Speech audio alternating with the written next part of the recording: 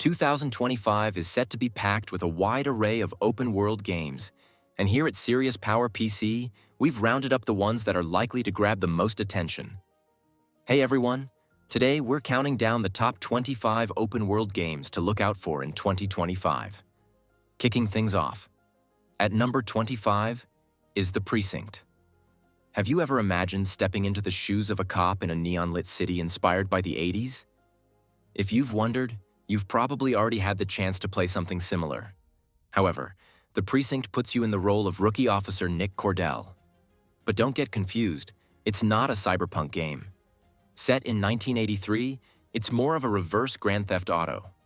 Rather than taking down large-scale threats, you'll be tackling everyday police duties like handing out parking tickets. Though things do escalate to bank heists. The Precinct is coming soon to PC, PS5, and Xbox Series. Next, at number 24, we've got MindsEye. It's a single-player, action-adventure thriller set in a world where AI and hyper-capitalism reign. Think Blade Runner, Total Recall, corrupt CEOs, neural implants, and a whole lot of mystery. Your mission? To uncover what happened to you and navigate a world that's lost its mind. MindsEye is expected to arrive on PC, PS5, and Xbox Series this summer. Coming in at number 23 is Atomfall. Imagine a blend of Stalker, Fallout, and even a hint of BioShock, set in a post-nuclear alternate version of Britain. In a quarantined countryside, 5 years after a catastrophic disaster, mutated creatures and dangerous cults are everywhere. It's got exploration, crafting, survival, and moral choices. If you're a fan of Fallout London, you'll probably want to keep an eye on this one. Atomfall drops on PlayStation, Xbox, and PC on March 27th. At number 22, Assassin's Creed. Shadows takes us to Feudal Japan, a perfect setting for an Assassin's Creed game.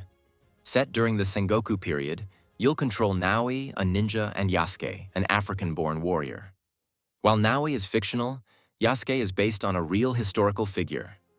Ubisoft is leaning into the success of Ghost of Tsushima and finally giving us a proper samurai experience. The stealth mechanics are solid, and the setting is breathtaking. There are some repetitive side activities, but overall, it's shaping up to be a hit. Assassin's Creed. Shadows hits PS5, Xbox Series, iPad, and PC on March 20th. At number 21 is Crimson Desert. Originally conceived as an expansion or sequel to Black Desert Online, it's evolved into a game that feels like a mix of Game of Thrones and The Witcher. You play as a battle-weary mercenary haunted by his past. The combat is intense, the world is stunning, and there's much more to explore. Crimson Desert is set to release on PS5, Xbox Series, and PC later this year. Number 20 brings us Dune, Awakening. If you've ever wanted a Dune MMO, now's your chance. This one feels like a mashup of Conan Exiles and No Man's Sky, where you start with a knife, scavenging for resources, building shelters, and trying to survive in a world that's determined to kill you. Will you conquer the spice trade? Only time will tell. Dune. Awakening is scheduled for release on PC May 20th, with PS5 and Xbox Series versions coming later. Coming in at number 19 is Like a Dragon, Pirate Yakuza in Hawaii. This new entry in the Like a Dragon series is wild. Goro Majima wakes up on a Hawaiian island with amnesia, quickly becoming a pirate. There's a new combat style involving dual-wielding cutlasses and pistols, plus ship battles that are much better than Skull and Bones. If you're a fan of the series, you won't want to miss this one. Like a Dragon is out now on PlayStation, Xbox, and PC. At number 18, Ghost of Yotei takes us centuries forward from Ghost of Tsushima with a new warrior, Atsu. While we don't know much about this game yet, there are hints that we could see influences from Sekiro and other games. Will it live up to Jin's legacy? We'll have to wait and see.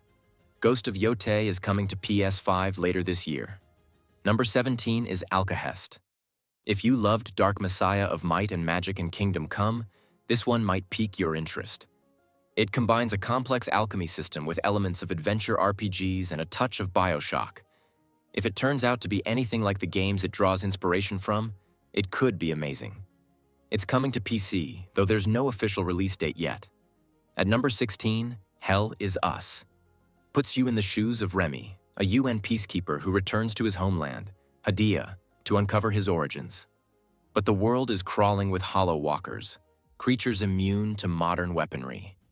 With a blend of Dark Souls, Death Stranding, and Spec Ops: The Line, this game promises to be a unique experience. Hell Is Us arrives on PS5, Xbox Series, and PC on September 4th. Number 15 is ARK-2. Yes, ARK is back, and this time it's even more intense with Vin Diesel joining the action. The game's world looks gorgeous, with third-person combat that has a Souls-like feel. The biggest change is full cross-mod support, which is a game changer. ARK 2 will launch on Xbox Series and PC later this year.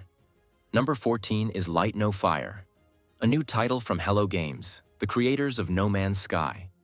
Unlike their previous titles, this is set on a single, procedurally generated world the size of Earth. Think Valheim meets Breath of the Wild, with plenty of sandbox elements. Light No Fire is expected on PC later this year. Number 13 is Exoborn, which takes inspiration from Death Stranding with a chaotic United States and dynamic weather. The focus is on battles and customizing your exo rig. If it lives up to its potential, it could be what Anthem always hoped to be. Exoborn will release on PS5, Xbox Series, and PC later this year. At number 12 is The Perceiver. This is an open-world action title coming from Paper Games and 17ZHE Studio. Don't ask me how to say that either. You take on the role of the Master of Varietas, a figure who perceives and merges different ideals into powerful masks. Yeah, I don't fully get that either, but it sounds cool, right?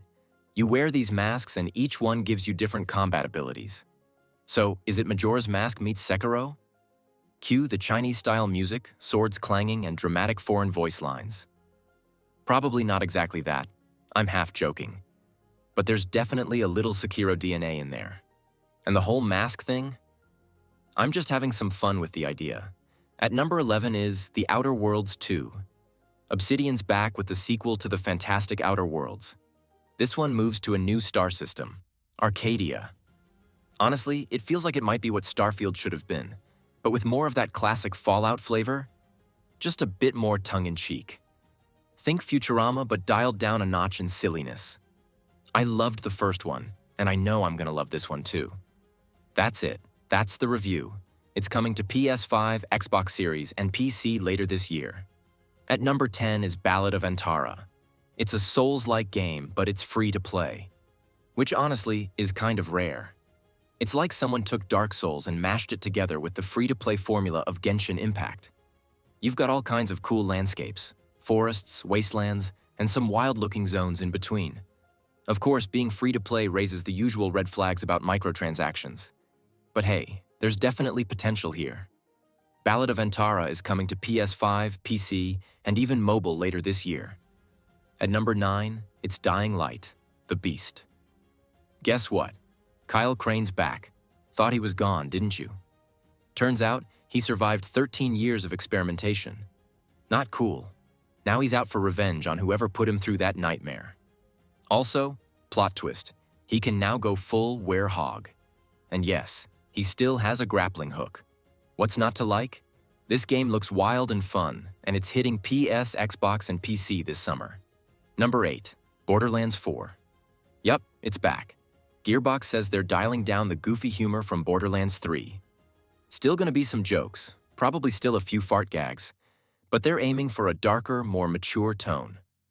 We're talking fully open world now. No loading screens, grappling hooks, gliding, mountains of new guns. You know what to expect.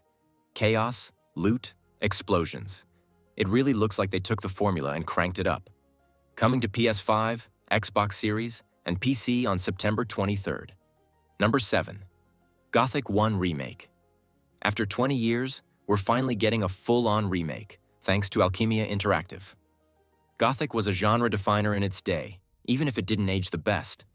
I've said it before, I wasn't the biggest fan of the Alex games, but Gothic had a kind of charming tedium. I'm curious to see how the old-school faction mechanics translate to modern gameplay with shiny new graphics. Will it win people over or turn them off? I'm genuinely intrigued. It's dropping on PS5, Xbox Series, and PC later this year. Number 6, Where Winds Meet. Think martial arts plus open world plus ancient China. You're getting swordplay and hand-to-hand combat inspired by the 5 Dynasties and 10 Kingdoms period. And it's not all fighting. You can play as a doctor, merchant, and more, shaping the world around you. Gives off Witcher 3 vibes, even if the combat looks nothing like Witcher's. Already released in China, but we're getting it on PS5 and PC later this year. Number 5.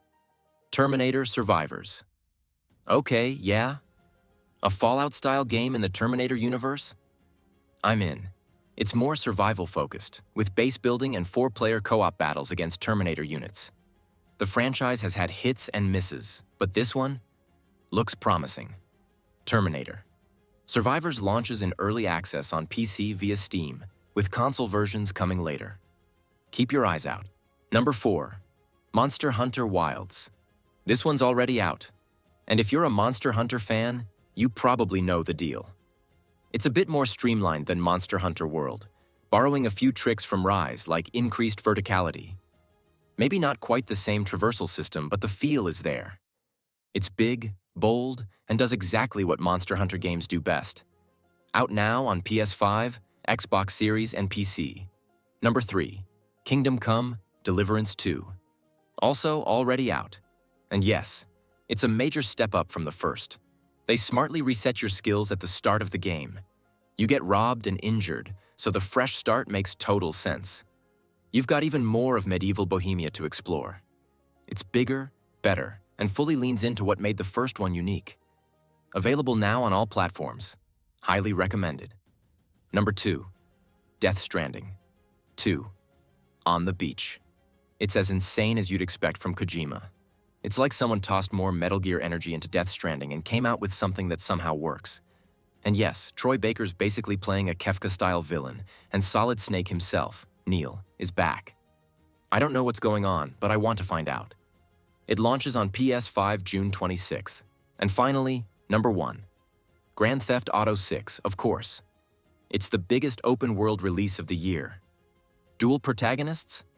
Looks like it. Set in a fictional version of Miami. Vice City, baby. Probably going to be a Florida-style San Andreas. Rockstar's being tight-lipped, but you know they're going to drop something mind-blowing we didn't see coming. Coming to PS5 and Xbox Series late this year. That's it for today's list.